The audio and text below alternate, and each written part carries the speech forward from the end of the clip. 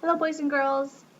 Today's video is about reviewing thousandths. Notice I said thousandths, not thousands. We've been working on decimals so that the main point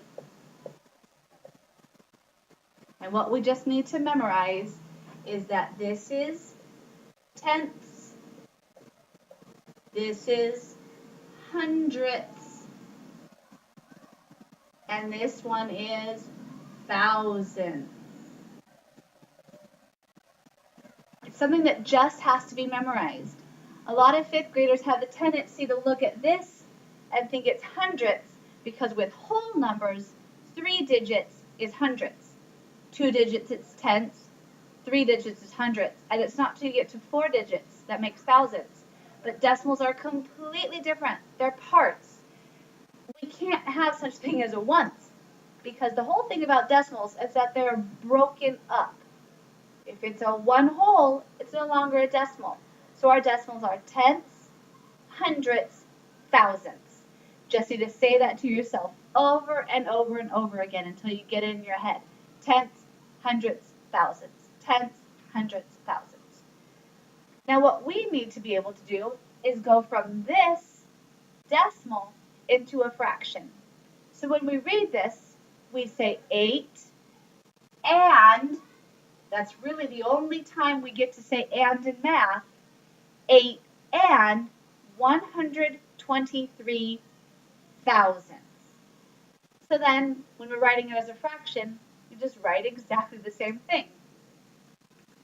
8 and 123 thousandths.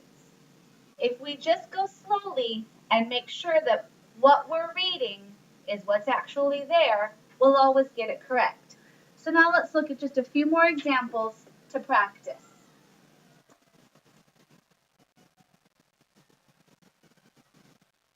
What place value?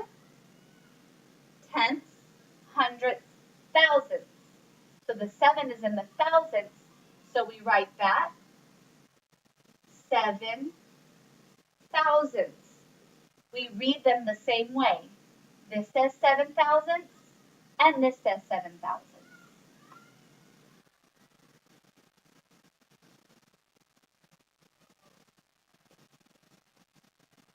Tenths, hundredths, thousandths.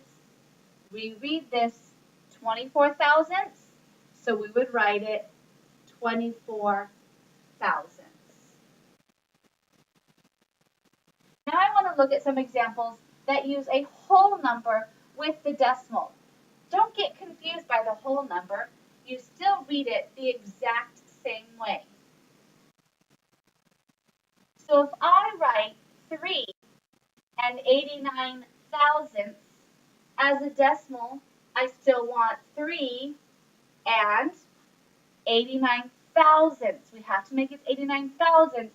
If I just write 89, that makes tenths, hundredths.